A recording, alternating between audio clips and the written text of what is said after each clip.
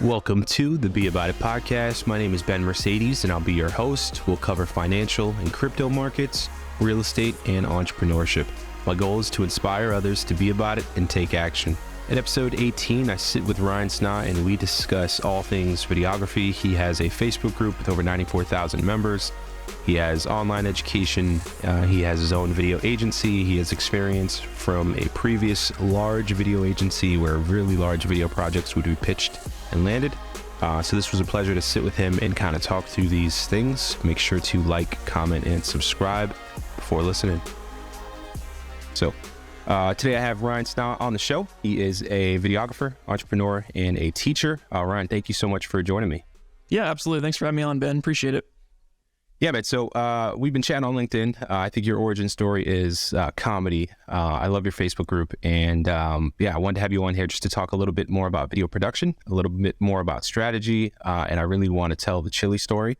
So why don't you just kind of run it back and kind of tell us how you got started with video production? Yeah, sure. So my name is Ryan Snaadt. It rhymes with odd, based here in Central Iowa. I own a video marketing business called Snaadt Media Group. So that's kind of the main thing that I do here. But I guess really how I started with video, I always tell my story is kind of starting in sophomore year of college. I worked at Target in the electronics department, and there was a Canon T5 that was on sale. Not even the T5i with the flip out screen, just like a really basic 1080p camera. So I ended up buying that on clearance when I worked there for about $500 my sophomore year of college, and started shooting some videos around campus with it. And after about 12 months, I made about $10,000 with it. And I was like, holy cow, like this is just part-time for fun. Like when here and there, I'm like, what would happen if I actually like got better gear, like did this more intentionally, wasn't balancing full-time school and part-time working in social life and that type of stuff. So fast forward to graduation, I ended up getting a job with a production business here in Central Iowa. It's about 20-person employee business or so. And we did really large-scale productions for like grocery store chains, large ag companies. Berkshire Hathaway Energy was one of our big clients, the Warren Buffett's company, stuff like that. Had some amazing experiences. I was there for about 4.5 years, and I really headed up their marketing strategy, which is kind of important to this story. It's like my whole life was from agency world and marketing strategy, and I didn't even shoot videos at the video production company, which is kind of funny. But I got some really cool experiences. You know, I'd be in sales meetings with some of these clients that were pitching a 30-second video that's like $160,000, $170,000 project for a 30-second video. And people always talk about sales and marketing. That's a big strength of mine compared to my colleagues in the industry. And it's from those experiences of just being a fly in the wall and hearing how to pitch those, where the value is, that type of thing. So fast forward to COVID. After COVID, I was really busy shooting and editing all the time, nights and weekends, just grinding all the time. I'd work my 8 hours and then come home and put another 4 or 5 in the business at night. And then I'd work every weekend. And I took all my PTO to take out of town shoots. So I'd have clients from other states that say, hey, can you fly out and shoot for me? So I'd take 2 days of PTO, and my coworkers would be like, how was your vacation? I'm like, it wasn't a vacation. I was literally working while I was gone. So it got to the point where I was bubbling over and decided it was time to make the jump to full time. So I did that in 2021, I believe. So it's been about 2 years or so since I've been full time, but been shooting for the last 7 years or so. It's been really fun. Very cool. I'm in a similar spot where I've been shooting for about that time. I quit my job in 18. I have a wedding brand and I have a corporate brand. So the wedding brand, just like immediately I was able to like quit my job. I didn't want to, right? Because 2 incomes is better than 1. But you know, sometimes push comes to shove, and you know, do you really want to, you know, work every day at your job, go home? For me, I had a family at the time, and kind of spend that time with the family, and then stay up late editing and prospecting, and then shooting on the weekends. So it was like spring to November. It was challenging. Absolutely. No, I totally agree. It's just like you got to make the right fit for you. And at the time, it was just my wife and I, and now we have our son's about 8 months old now. So it's congrats, man. Thanks. And I decided to make the jump right when she was pregnant, and all of our family was like, this is the biggest risk. Why would you ever do this? You're such an idiot. I can't believe he's quitting the job. Yep. But I mean, I'm so risk averse. Like, I mean, for 2 years, I was making more than my full-time income from the side stuff, but I was just afraid to jump. And then I talked to a bunch of people. They're like, dude, you're in such a better spot than I was. And now I've got 5 employees and we're doing $1 million in revenue. Like, you should do what I did. And I'm like, well, you know, I don't know. It was just one of those things, like it had to fit for me and I was ready to do it. Yeah. So totally. Yeah. We usually, what people say is, hey, save up, 6 months expenses and give it your best shot. I mean, if you have more of a nest egg than that, it's almost like no risk, worst comes worse. You go back and get a new job. Exactly. Which you can do at any point. So, I want to dig in because marketing and strategy is important to what we do, right? We create videos for companies and we pass that video to them, but maybe their team in marketing sucks, right? And so they're going to take this $10,000 video or videos that we've created for them. They have no strategy for them. They're not going to put those videos to work. And now they're going to say, I don't think video is a good investment, or I don't think Ryan's a good investment. Talk to me about the importance of like full scale strategy on implementing video into a company's marketing efforts. Sure. No, and I love that question because that's really the cornerstone of what I try to focus on, because I see that as a huge issue in the industry. It's like, we can make this really dope video, and then I've had clients that don't even post it, don't share it, because they just don't know what to do with it. So I always start with kind of like the baseline of like, what are you doing from a marketing perspective right now before we start digging into how we're going to use this? And a lot of times people try to sound more sophisticated than they are because they just want to have that, it's the ego thing, right? But sometimes I'll just say, hey, if we've never done this before, we kind of go through the baby steps and say, okay, are we going to put this on your website? How can we put it everywhere that you want to go? So I usually start with my structuring is some of my foundational stuff is I have a thing called the VIP, or the video importance pyramid, that I built out. So it's basically like a food pyramid with the foundational stuff is on the bottom. And as you go to the top, things get less important. Most people, when they come to me about a video, they want to do social media micro content. Like, hey, let's shoot a quick 30-second video for Facebook, post it, you get 5 likes, and it's like, well, crap, video is a complete waste of time. So we try to avoid that like the plague. Like I always follow this process that I always do called the VIP. So the bottom foundational piece is the anchor video. So it's like a video business card, promo video, like who you are, what you do in 2 minutes or less, like that type of video. Because you can use that for 5 or more years. You can use it 12 plus different places, your website, your email signature. If you have a career fair, if you have a sales meeting, like you can use it everywhere, right? Networking events, LinkedIn. Anytime I meet someone, I take that. Hey, I don't have business cards. I have a video business card. What's your LinkedIn? Let's connect. I'll send it to them right then and there. And exactly. It's more engaging. So exactly. 100%. Absolutely. Yeah. And the great thing about a VBC is it's for everybody. It's like the handshake, high five, nice to meet you. Who are you? What do you do? Type thing.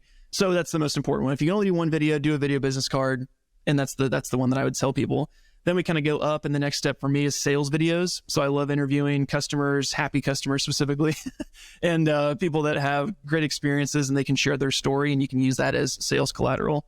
The big reason why that's not the most foundational is because you're only going to use that like 20% or less of the time, because it's for warm leads that want to close, right? But it's super important, because if you use that, they'll close and you can make sales and drive revenue. So that's great. Then the next step above, sorry, go ahead. No, go ahead. I was going to say, so that's sales videos. Then the next step I go is social proof. So those are like, again, interviewing customers about their experience. And that could be employees, that could be just people in the company, how the company was started. It's kind of the mushy gushy awesomeness, emotional feel of the business. Then we move into search videos, which is really tailored towards YouTube. So how do we make searchable content? Either TikTok search is really getting big right now. YouTube search, try and make content that's topical that people can seek out. If you're a plumbing business in my town, like Des Moines, Iowa, and I make Des Moines, Iowa plumbing fix or something like that, something that people would find on Google or YouTube, that's a good topical thing as well, because there's some longevity there, but not the biggest impact. And then at the very tippy top, like the sugar rush of the entire pyramid, is micro contents, like posts on Twitter, Instagram, LinkedIn, that type of thing. But if people want to do that, I really, really try to lean into batch shooting. So then you're getting the most bang for your buck. So you're not getting literally 15-second video for $2,000. And you're like, well, this was a complete waste of money and time. It's like, we want to avoid that a lot. So, right. And so with those, are you taking on the Facebook lead management and the Instagram, like paid ads management things? I have in years past, and I've actually steered away from it just because most people's expectations of results with running ads is crazy. And I try to manage expectations, but it's really hard because people think I'll put in $1 in the machine, I'll pull the lever, and $5 comes out. And if that doesn't happen, people's expectations are very low. I've had people on retainer that I've done ads for, and most don't last more than 6 months because they just don't understand how the ad circulation works, But I think that's definitely a piece that if you can do it well and have case studies, then definitely offer that for people. But for us and for our business, it's just been something we've been really trying to do, but it's just managing expectations to make sure people understand what's realistic. So, absolutely. Yeah, I was having a conversation with my dad, who has a restaurant that he's leasing out, and he's thinking about taking it over. And so, back, a decade ago, we had a small restaurant together, and this was before, TikTok, Instagram ads, those things. And, mail-in ads were good, right? Take the zip code of the business, send everyone a mailer, and then your business is going to go up. Now with Facebook ads and those things, it's like you can target those people, but it doesn't mean that there's going to be a line around your store. Like there has to be a commitment to, excellence in your business first and foremost, and then secondly, a commitment to consistent video creation and posting to really kind of generate that buzz, I believe. So I'm with you 1,000%. I love producing. I have a few like long-term partners who, we shoot frequently. We just did a campaign for a restaurant up here. It's a new restaurant, part of a hospitality company. We shot all of their meals from scratch to basically when they're plated. And now they have, 15 videos from that. And it's just like, I love batch shooting where it's like one day of full content. When it's food, we get to eat good, right? And then they get a ton of awesome videos. So I usually try to stress the importance of batch shooting multiple videos because one video is not going to move the needle, right? That VBC is going to, live where it's going to live, about us section, LinkedIn, YouTube, those things. But if people want to go on the offense with video, it's like they have to commit to a video strategy with multiple assets. So if we could, let's go back to the aha moment, because I watched your video on LinkedIn and I literally laughed out loud and I could see it play out like a movie. So let's go back to the chili story and let's talk about that. Sure. No, I love that. So the chili story, I always talk about this chili explosion that changed my life. Great little email that I sent out to people. They think I'm joking. I'm like, I swear this is a true story. I have tons of stories like this, but I was 19 at the time. I was in college, freshman year of college, trying to get an internship in Des Moines here in the city. Couldn't find anything because everybody was looking for juniors and seniors. So went back home and my mom helped me get a job at a meat plant of all places where we made like processed chili, little smokies. You don't want to know what goes in some of those things, the hot dog creation process. But so lo and behold, I was working midnight shifts. So it was like 10:30 at night until like 8 in the morning was my shift. So I'm kind of getting loopy. I'm out there running a machine and this guy kicks the door in and he's got muck boots on and he's all frazzled. He's like, you, and I'm like, yeah, what do you need? He's like, there's been an explosion in the chili room. And I'm like, okay. And he's like, come with me. So I go down there. They throw me in like an Oompa Loompa suit. Like you zip up with the hood. You got the huge yellow gloves on, the muck boots. They give me a shovel and they're like, just try not to breathe out of your nose. And I was like, what's that supposed to mean? And they kick the door open. And have you ever seen those huge propane tanks that they're like the big white ones that are big and circular, cylindrical, and there's a little cap on the top? We had 6 of those in this production facility full of Hormel chili, and they cook for about 6 hours or so, and then the technician's supposed to shut the oven off. Well, the guy had fallen asleep because, it's the middle of the night, and it exploded, and there was burnt lava chili exploding everywhere, like pouring all over the floor, and it was stunk like crazy. So anyway, I'm helping all these guys that are in there, and they're all frantically running around with shovels trying to put it in trash cans to get it out of there. So it was about 3 o'clock in the morning, and I'm like knee deep in burnt chili, just shoveling this crap in it. And I'm just like, God, I don't want to do this for the rest of my life. Like there's something better out there for me to do. And so then I was like, man, I'm going to like really try to find what that is in the next couple of years, because I don't want to be doing this crap anymore. So I was like, I just looked up in the sky. I'm like, I'm never going back here again. Like, this is done, And I just remember all the managers at the end of the summer were like, now all you college help kids, when you guys graduate, if you want to come back and work here again, like we'll put a good word in for you. I'm like, you're never seeing me again. So I went back to college, did all my homework, and never missed a class, graduated. And were you like a freshman at that point? I was a freshman in college. Yeah. Okay. Yep. Gotcha. Yeah. Very cool. And what did you take up in college? So I graduated with a degree in business management with a minor in sociology. I wasn't a double major. Video. Yeah. And the funny thing was, like 3 years later, I was doing my own video stuff, and the college hired me to shoot their like new campaign promo.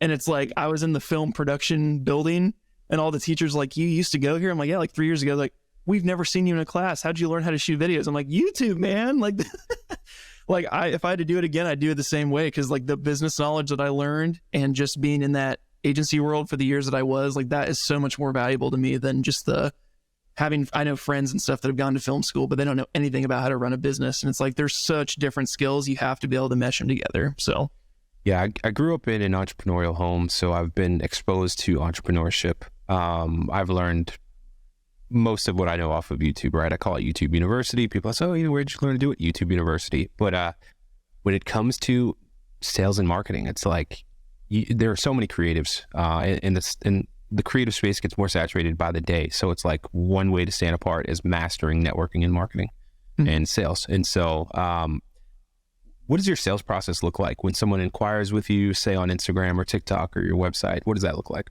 Sure. Yeah. So I actually boil this down to like, I did a whole bunch. The helpful thing about knowing what I wanted to do is like, I want to systematize my business at some point so other people can do these steps for me. So I have kind of a 16-step business process that I do. I won't go into the whole process because it's like too much information, but basically somebody will reach out. No matter where they reach out, I always send them to my website, to the contact page. So then they go into my form system.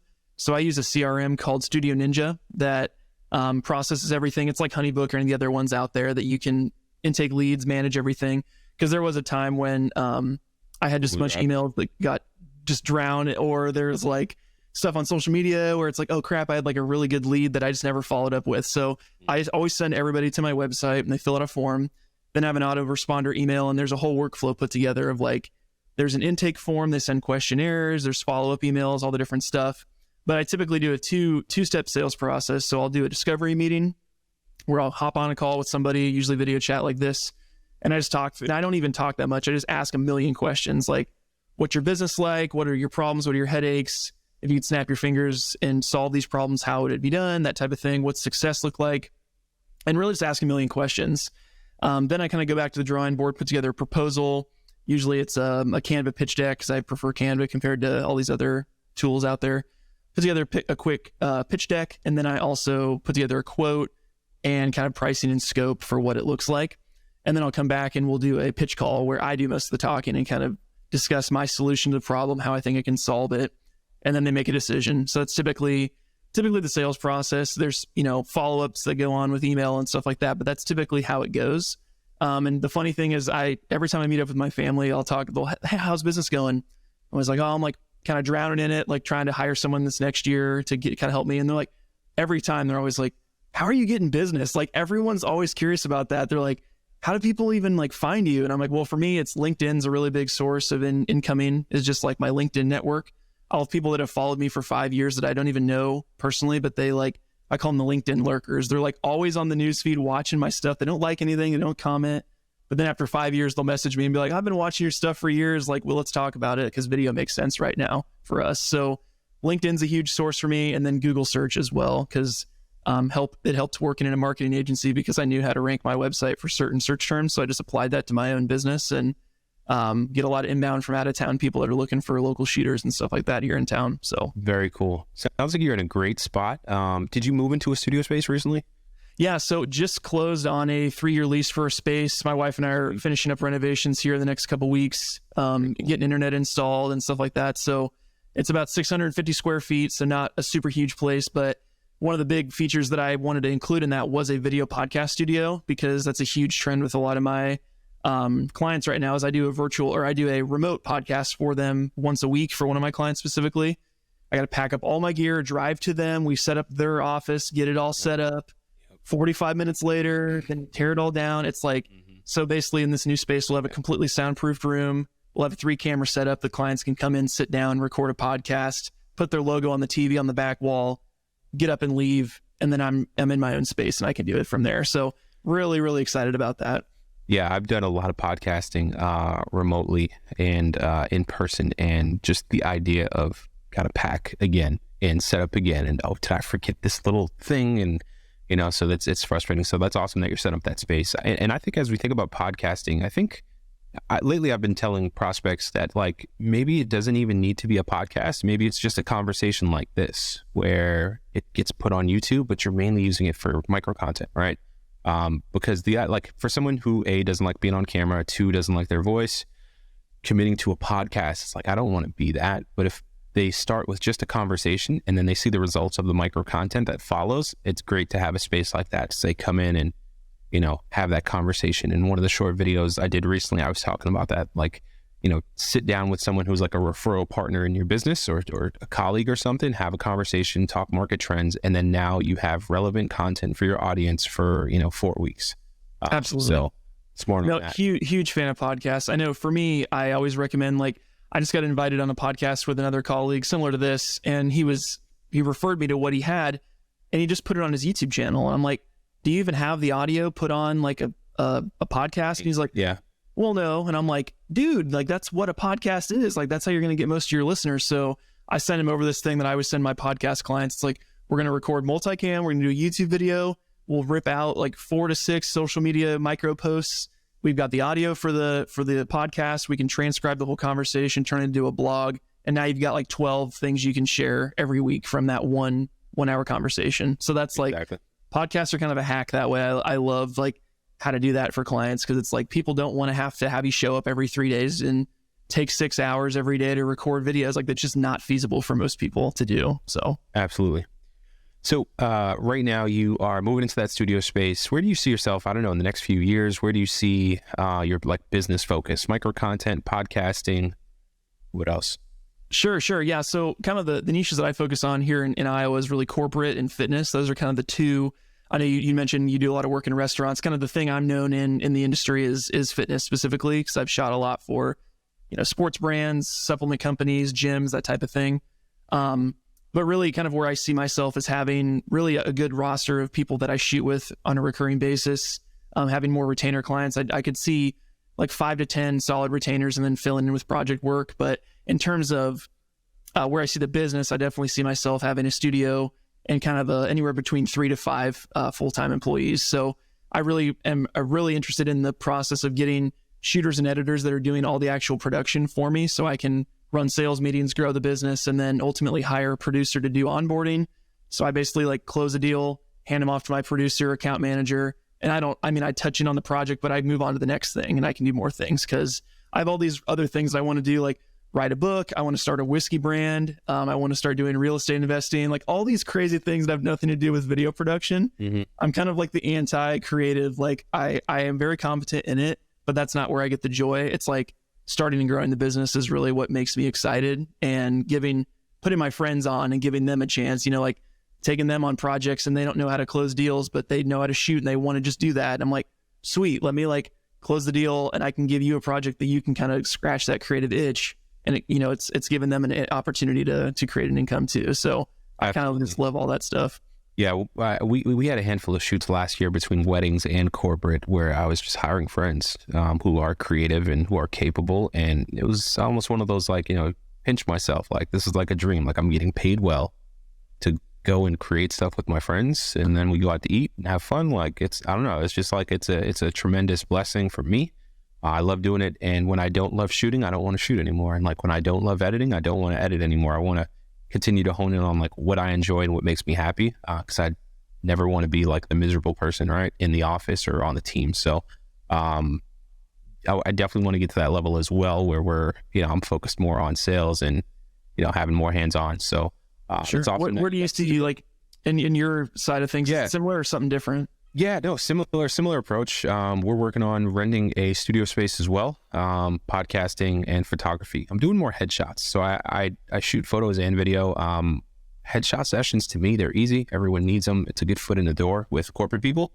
And so like we had one company that we did headshots for. We did like 25 headshots in their office. And now it's like turning into a retainer relationship and they're starting to introduce video content. So for me, if you are a photographer and you shoot video, one way into corporate contacts is headshot photography and portraits, because it's just an easy intro.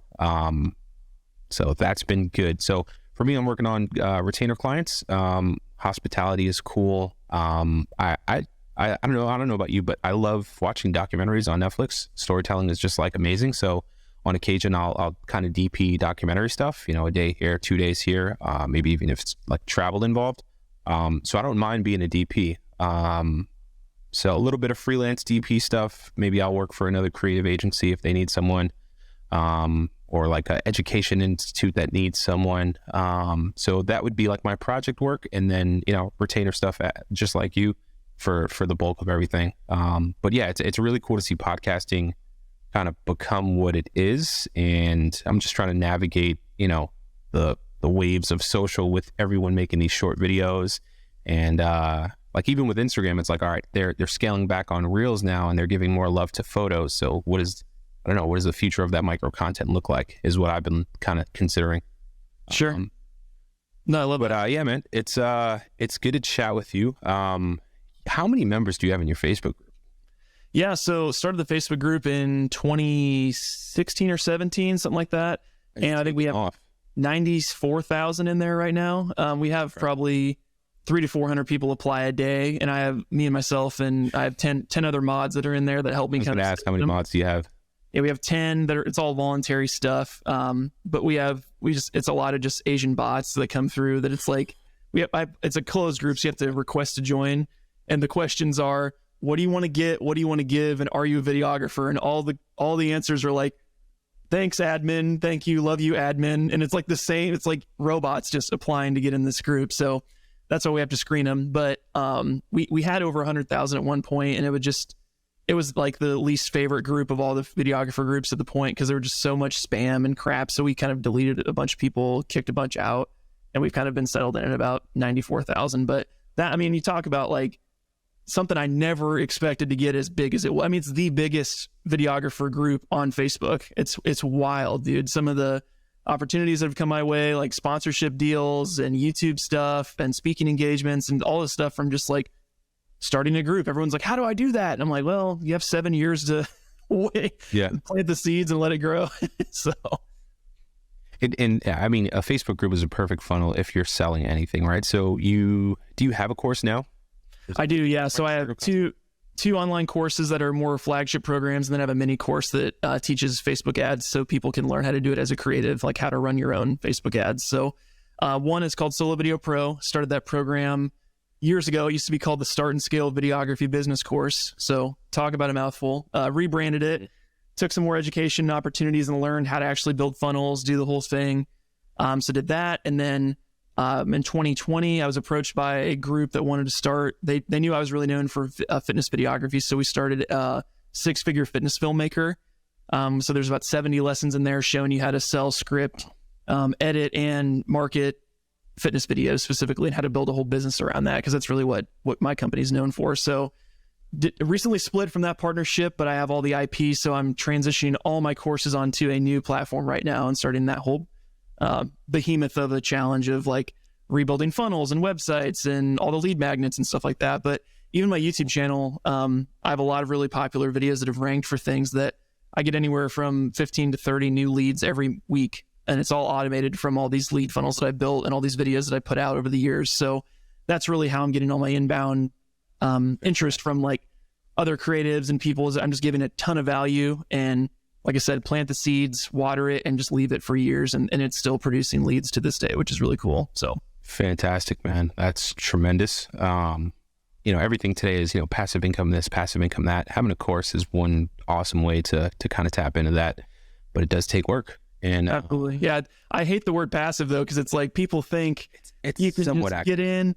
Yeah. Once it's built, like, yes, it's semi-passive. Like 2 days ago, I had just an email in the middle of the night since somebody purchased my course. It's like, that's really cool. But the amount of upkeep, there's a lot more to it than people want to realize. And if you want to scale a course, you have to learn how to run ads and figure out your customer acquisition costs and webinar funnels, all the stuff. I mean, I've done all these things, but it's just like people just hear the great stories of like, my course does $18 million a year. And if you buy my course on how to sell courses, then you'll learn how to do it. It's like, right. I mean, I've started 3 of my own. I've started 2 for clients. It's almost always harder than everyone thinks. So it's definitely, it's a business in and of itself. Cause I have friends who are like, hey, why don't you do an online course? And I'm like, yeah, like I can do it. Like I've done one, I think it was like Wedding Leads on Command, which was like a 20-minute me talking to camera with like 12 bullet points of how to kind of do that, which was cool. And I did like not a pre-sale, but almost like a beta group.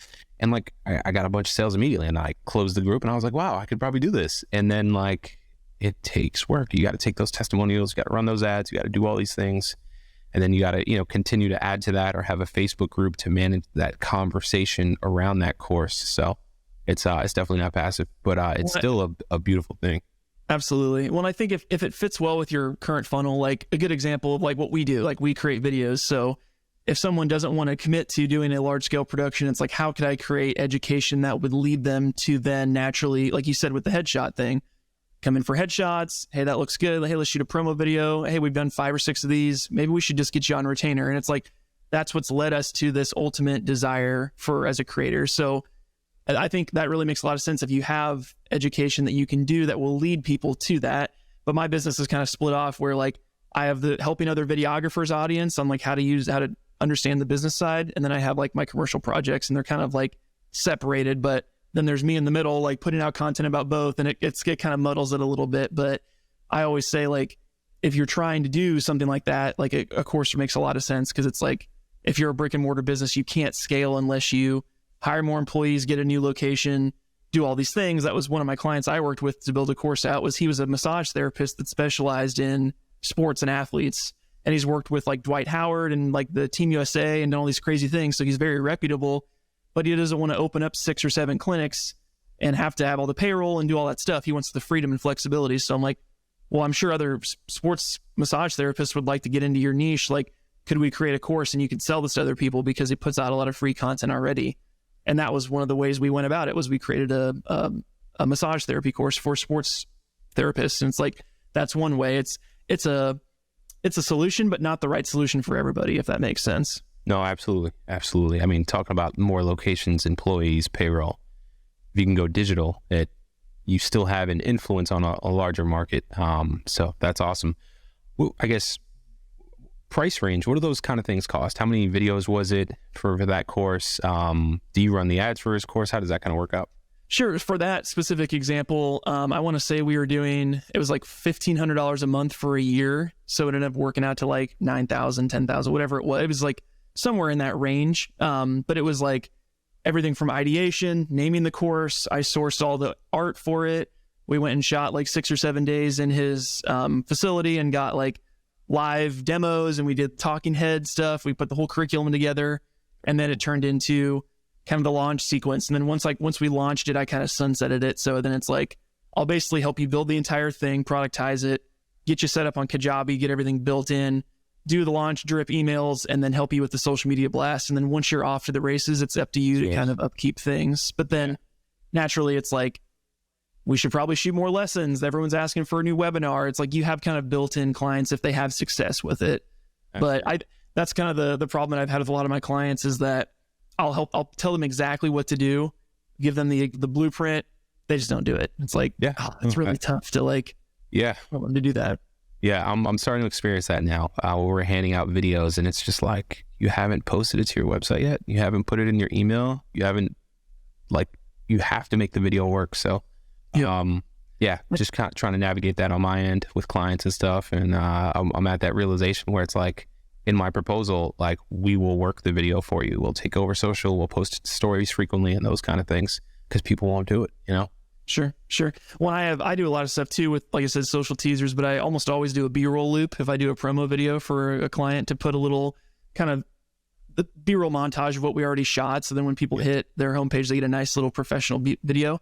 Absolutely. 99% of the people don't post it. I'm like, I had to go through and like put that together for you. Granted, it didn't take a ton of time, but I'm like, that's going to hit so much harder when people hit your website than like this stock image of some lady putting her thumb up, like, woo, like, put in the video of that stuff. But a lot of them, again, they need the step-by-step. So anymore, I've been like, who's your web developer? Who built your website? Can I send this to them so they can actually do it?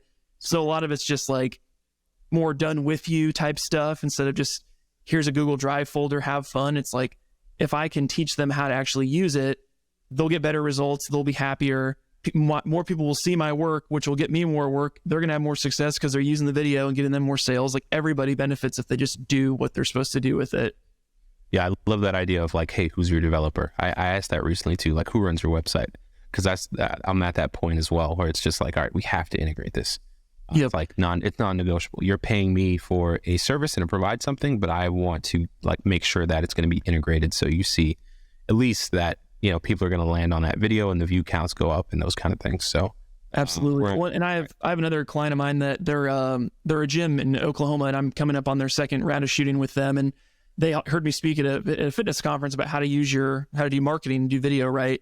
And we came in and did what I call a media week. So I came in with myself and a second shooter for 4 days, and we shot 27 long form videos while we were there.